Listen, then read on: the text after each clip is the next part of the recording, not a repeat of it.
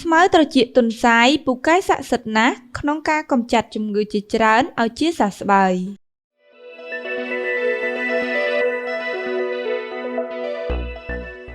ចាសសូមស្វាគមន៍ទស្សនិកជនទាំងអស់គ្នាដែលនិយមគាំទ្ររាល់កម្មវិធីអត្ថប្រយោជន៍នៃរុក្ខជាតិចាសនៅកាលពីវីដេអូមុនផងដែរក្រុមការងារវ៉ាវតែងតែជម្រាបជូនដល់ប្រិយមិត្តទាំងអស់គ្នាពីអត្ថប្រយោជន៍ក៏ដូចជាគុណប្រយោជន៍នៃរុក្ខជាតិដទៃទៀតចាសនៅក្នុងវីដេអូនេះផងដែរ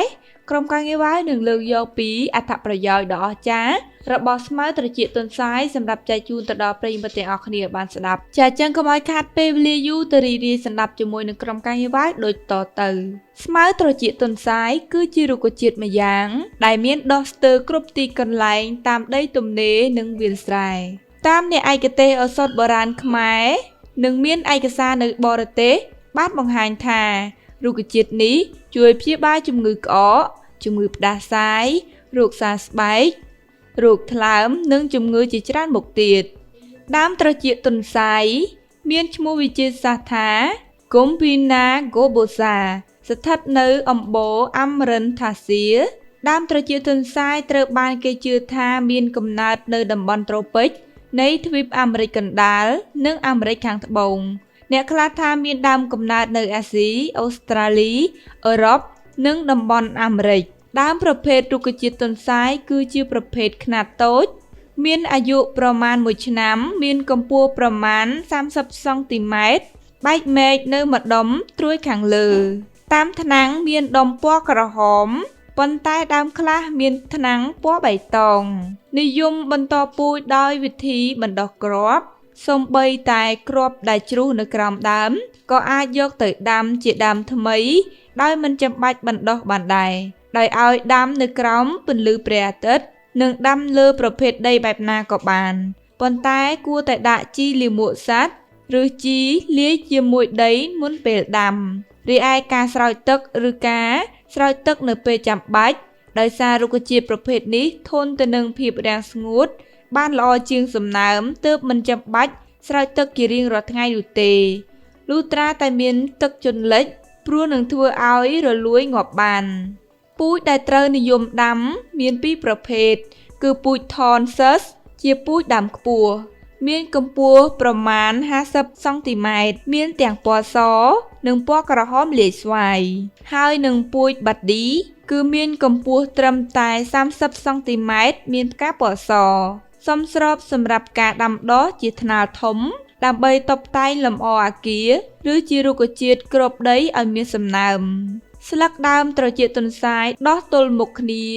លក្ខណៈស្លឹកមានទ្រវែងពងក្រពើនៅចុងស្លឹកគល់ស្លឹកមានរាងមូលរង្វង់ស្លឹករាបមានទំហំប្រមាណ 0.1 សង់ទីម៉ែត្រនិងបណ្ដោយ 1.5 ទៅ 2 សង់ទីម៉ែត្រខ្នងស្លឹកដែលពុះស្លឹកមានរួងពណ៌សសាច់ស្លឹកទន់ឯតងស្លឹកខ្លីប្រវែងប្រហែល 0.5 ឬ 1 សង់ទីម៉ែត្រនិងមានរួងពណ៌សផ្កាត្រចៀកទន្សាយចេញផ្កាជាកញ្ចោមរាងមូលនៅខាងចុងមែកមានផ្កាដុះតូចៗប្រជិលគ្នាយ៉ាងវែងកញ្ចុំផ្កានីមួយៗមានផ្កាតូចៗ 2 ទៅ 3 ផ្កាលក្ខណៈផ្កាមានរាងមូលប៉ុនចុងចង្កឹះពណ៌សរាងរឹងស្រទាប់ផ្កាមានទំហំតូចៗដោះត្រួតគ្នាជាជាន់ចុងស្រទាប់ផ្កាមានស្រួចហើយរឹងមានស្លឹកលម្អផ្កា2សន្លឹកពណ៌បៃតងផ្ការីកទំហឹងមានទំហំ 0.5 សង់ទីម៉ែត្រម្យ៉ាងវិញទៀតស្រទាប់ផ្កានេះមិនងាយជ្រុះងាយទេបើទោះបីជាផ្កាចាស់ស្ងួតងាប់ក៏ដោយផ្លែដើមត្រចៀកទន្សាយផ្លែស្ងួតរាងមូលទំហំប្រមាណ 2.5 សង់ទីម៉ែត្រខាងក្នុងមានគ្រាប់ពណ៌ត្នោតខ្ចីគ្រាប់មានរាងសំប៉ែតឬរាងពងក្រពើអត្ថប្រយោជន៍របស់ដើមត្រចៀកទន្សាយទាំងដើមនិងឫសគឺជាថ្នាំត្រជាក់នាំយកមកដាំទឹកឲ្យពុះជាថ្នាំព្យាបាលជំងឺសរសៃផ្កានិងដើមមានរសជាតិផ្អែមត្រជាក់កមានឫទ្ធិចំពោះសួតនិងថ្លើមប្រើសម្រាប់ព្យាបាលជំងឺក្រិនថ្លើមឬធាតុភ្លើងនៅក្នុងថ្លើមជួយព្យាបាលជំងឺភ្នែកក្រហមស្រវាំងភ្នែកដោយសារតែសារធាតុភ្លើងនៅក្នុងថ្លើមផ្កាប្រើសម្រាប់កុមារដែលមានអាការៈក្តៅខ្លួនឬឈឺភ្នែកដោយការប្រើផ្ ផ្កាស្រស់ប្រហែល10ទៅ14ផ្កាទៅយកផ្កានោះទៅដាំទឹកឲ្យពុះរួចទទួលទានឬក៏លាយផ្សំជាមួយនឹងដំណាប់ត្រឡាចស្ងួតស្ងោរជាមួយទឹកទទួលទានជាឱសថ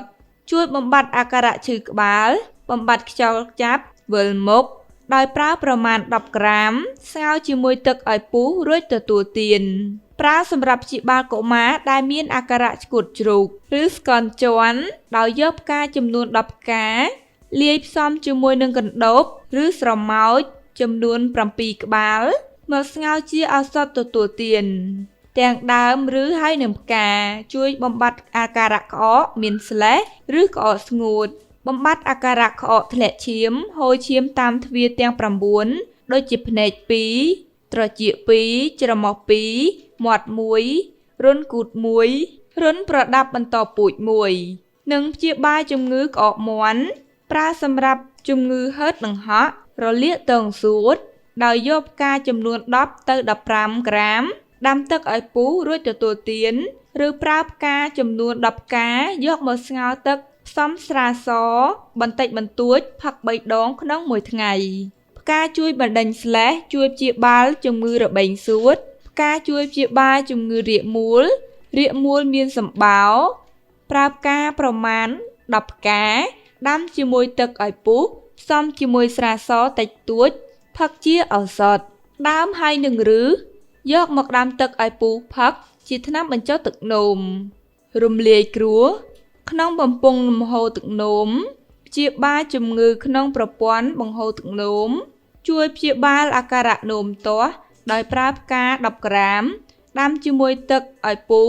រួចទទួលទានឲ្យបានញឹកញាប់ទាំងដើមនិងឫសយកមកដាំទឹកឲ្យពុះផឹកជាថ្នាំព្យាបាលជំងឺកាមរោគព្យាបាលជំងឺស្វាយប្រមេះបំបត្តិជំងឺធ្លាក់ស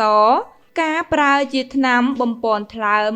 ឬមានអត្ថប្រយោជន៍សម្រាប់បន្សាបពឹសនានាការត្រូវបានគេប្រើជាថ្នាំព្យាបាលរបួសដំបៅស្នាមរោមាស់ប្រើព្យាបាលបោសត្រនិចប្រើដើមស្រស់ប្រមាណសមល្មមព្យាបាលពីខាងក្រៅដុំពកឬមានខ្ទុះរបៀបប្រើឱសថបុរាណដើមត្រចៀកទន្សាយប្រើផ្កាជាថ្នាំគួរជ្រើសរើសផ្កាចាស់រួចនាំទៅហាលថ្ងៃឲ្យស្ងួតបេះយកតងផ្កាចេញទុកផ្កាសម្រាប់ធ្វើថ្នាំឬយកផ្កាមកលាងឲ្យស្អាតយកទៅហាលឲ្យស្ងួតសំយកមកលីងឬអប់ឲ្យស្ងួតទុកក្នុងក្រឡបិទគម្របឲ្យជិតចំពោះរបៀបប្រើប្រាស់យកផ្កាប្រមាណ1ស្លាបព្រាបាយដាក់ចូលទៅក្នុងកែវរួចចាក់ទឹកក្តៅចូលទុកចោលឲ្យចេញជាតិថ្នាំប្រមាណ3ទៅ4នាទីរួចសំផឹកបើសិនជាលោកអ្នកជ្រើសរើសយកវិធីដាំទឹកឲ្យពុះក៏បាន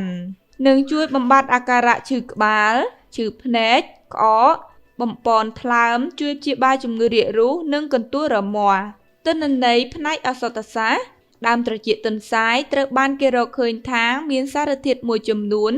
ឈ្មោះថា gomphinin និង emaratin hismaratin ហើយនៅក្នុងគ្រាប់មានរកឃើញសារធាតុប្រេងទៀតផងអត្ថប្រយោជន៍នៃដើមត្រចៀកទន្សាយក្រៅពីប្រើជាឱសថបុរាណហើយនោះនៅម៉ារ៉ាគីប្រជុំកោះជ្វានៅប្រទេសឥណ្ឌូនេស៊ីប្រើដើមត្រចៀកទន្សាយជាអាហារប្រភេទបន្លែរីឯនៅស្រុកខ្មែរតំបន់ខ្លះយកដើមត្រចៀកទន្សាយនេះចិញ្ច្រាំឲ្យល្អិតស្ងោរជាមួយនឹងអង្ករធ្វើជាបបរសម្រាប់ឲ្យជាចំណីសត្វជ្រូកចាប្រិយមិត្តទាំងអស់គ្នាកម្មវិធីអត្ថប្រយោជន៍នៃរុក្ខជាតិដែលជម្រាបជូនដោយក្រុមការងារវ៉ាវអំបញ្ញមិញនេះវាបានដល់ទីបញ្ចប់ទៅហើយសូមអរគុណដល់ប្រិយមិត្តទាំងអស់គ្នាដែលចំណាយពេលវេលាដ៏មានតម្លៃដើម្បីស្ដាប់កម្មវិធីអត្ថប្រយោជន៍នៃរុក្ខជាតិនេះពីដើមរហូតដល់ចប់ក្រុមការងារវ៉ាវសូមជូនពរប្រិយមិត្តទាំងអស់គ្នារកទទួលទានមានបានគ្រប់ក្រុមគ្រួសារនិងជាផុតពីជំងឺដ៏កាចសាហាវដែលមាននៅលើប្រទេសកម្ពុជាយើងផងដែរចំពោះប្រិយមិត្តថ្មីដែលគិតថាវីដេអូនេះមានអត្ថប្រយោជន៍ចំពោះសុខភាពរាងកាយរបស់លោកអ្នកហើយលោកអ្នកចង់បានវីដេអូថ្មីនិងអត្ថប្រយោជន៍នៃរុក្ខជាតិដទៃទៀតលោកអ្នកមិនពិបាកទេលោកអ្នកគ្រាន់តែចុចពាក្យថា Subscribe ចំពោះប្រិយមិត្តណាដែលប្រើជាភាសាខ្មែរគ្រាន់តែចុចអក្សរពណ៌ក្រហមដែលមានពាក្យថាជាវរួចចុចរូបកណ្ដឹងនោះលោកអ្នកនឹងទទួលបានវីដេអូថ្មីនៅពេលដែលក្រុមការងារវ៉ាវអាប់ឡូតនៅពេលក្រោយៗទៀតសូមបញ្ជាក់ដល់ប្រិយមិត្តទាំងអស់គ្នាថា